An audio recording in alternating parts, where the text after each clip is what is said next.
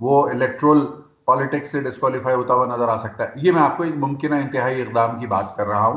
तो कल की तारीख में आज मुलाकात होने से पहले इस केस का प्रोसीड होना और फिर उसके बैकड्रॉप में ये मुलाकात होना, तो इसको जो माहिरीन वारिस साहब समझ रहे हैं मैं क्या कहना चाहता हूं कि आज जब मेज के ऊपर बैठे होंगे तो उनको बताया गया होगा अली अमीन गंडापुर साहब को, और गंडापुर साहब की तरफ से खुद फरमाइशी और फरमाइशी अंदाज में ये बात रखी गई होगी मेज के ऊपर कि भाई ये क्या मामला है, आप मुझे क्या डिस्क्वालीफाई करना चाह रहे हैं। ये खबर रिपोर्ट नहीं होती लेकिन टेबल पर डिस्कस होती है। तो अली अमीन साहब ने यकीनन किसी ना किसी ताकतवर शख्सियत को मुखातिब करके ये बात कही होगी कि मेरे ऊपर जो ये नया केस आया है तो क्या इरादे हैं आपके, क्या आप मुझे डिस्क्वालीफाई करना चाहते हैं। और फिर यू नेवर नो कि अंदर कब बंद कमरे में होने वाली गुफ्तगू क्या होती है, उसमें क्या लिया और क्या दिया जाता है। तो अगर अली अमीन गंडापुर साहब आपको अच्छे बच्चे बन के काम करते हुए नजर आना शुरू हो रहे हैं आज की तारीख से, तो फिर समझ लीजिए कि इसमें कोई ना कोई लीवर ऐसा है जो इलेक्शन कमीशन ऑफ पाकिस्तान के तवज्जुह से किसी के हाथ में आ गया है कि जिसको इस्तेमाल करके अली अमीन गंडापुर साहब को आइन और कानून की जो डिफाइन लाइन है उसके अंदर चलने पर मजबूर किया जा सकता है।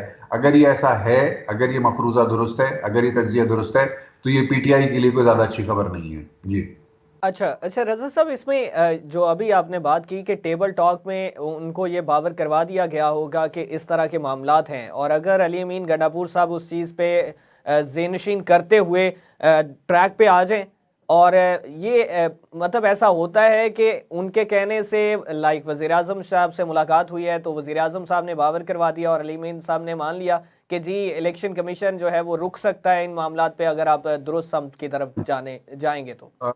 मैंने देखिए, मैंने वजीर आजम का लफ्ज इस्तेमाल नहीं किया। मैं अगर आप मेरे बयान को रिकॉल करें तो मैंने कहा कि अली अमीन साहब ने किसी को मुखातिब, किसी ताकतवर शख्सियत को मुखातिब किया होगा या किसी ताकतवर शख्सियत ने अली अमीन को मुखातिब किया होगा।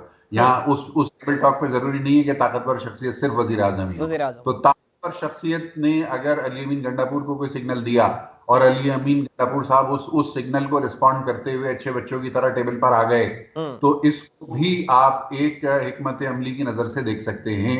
और आने वाले दिनों में ये हिकमत अमली जो है वो स्टिक एंड कैरेट का एक किरदार अदा करती हुई नजर आएगी कि गंडापुर साहब को ये फेस सेविंग दी जाएगी। ऐसा नहीं होगा अली अमीन गंडापुर साहब साइड बदल लेंगे, नहीं।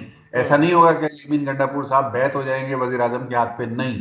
अली अमीन गंडापुर साहब अपने अपने सूबे के आवाम के लिए उसी तरह से एक तेज वतुन बयान देने वाला वजीर आला बन के चलेंगे, लेकिन टेबल टॉक्स के ऊपर बंद कमरों के अंदर दी गई गाइडलाइन को फॉलो भी करेंगे।